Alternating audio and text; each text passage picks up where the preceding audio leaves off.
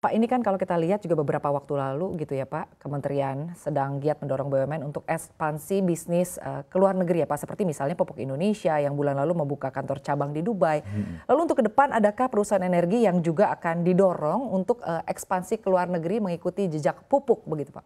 Iya.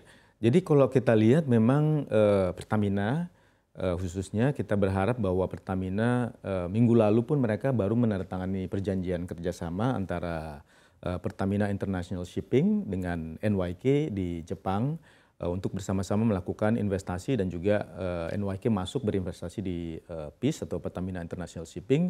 Kemudian juga, mereka akan bersama-sama membangun bisnis LNG internasional. Jadi kalau kita lihat Pertamina adalah salah satu BUMN yang kita harapkan untuk bisa melakukan ekspansi secara internasional. Begitu juga dengan MindID.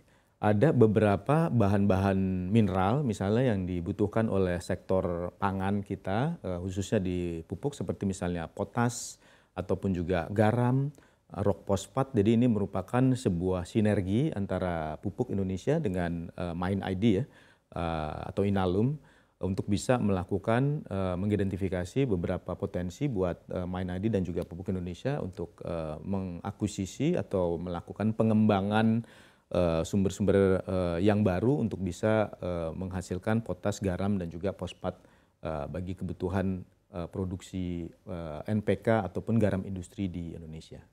Baik Pak, lalu selanjutnya Pak, untuk di tahun depan sendiri Pak, update untuk rencana IPO perusahaan BUMN energi khususnya di tahun depan akan seperti apa? Iya, kita berharap, ada beberapa yang memang dalam pipeline kita.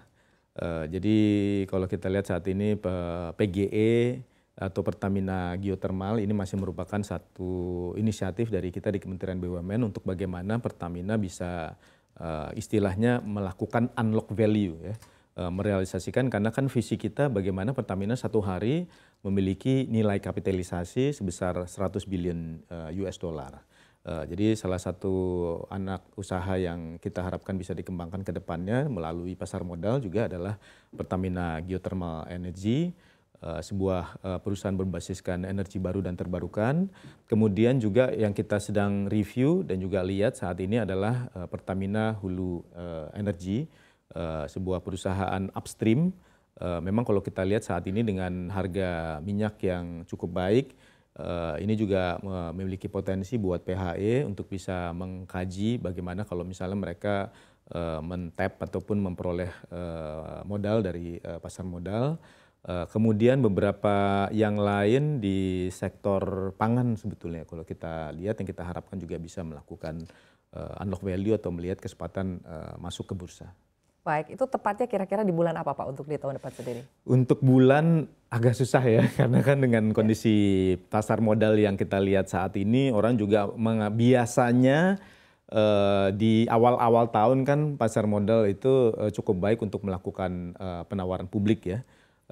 Tapi, kita perlu lihat lebih dalam lagi bagaimana dengan kondisi bursa, kemudian juga kondisi, ekonomi di Amerika Serikat, pengaruhnya kepada pasar modal di Amerika Serikat dan juga Eropa karena kan, sampai dengan saat ini kalau kita lihat pasar modal kita juga cukup banyak pendanaan yang memang berasal dari kedua, wilayah tersebut. Jadi kita perlu lihat bagaimana outlook dan juga sentimen market di kedua pasar tersebut terutama melihat dari, kondisi perkembangan ekonomi di keduanya. Baik Pak Pala, lalu Tapi Pak di awal tahun lah. ya. Jadi harapannya kita memang beberapa inisiatif untuk bisa melakukan penawaran saham kepada publik ini kita harapkan di triwulan pertama dan juga triwulan kedua tahun 2023 nanti.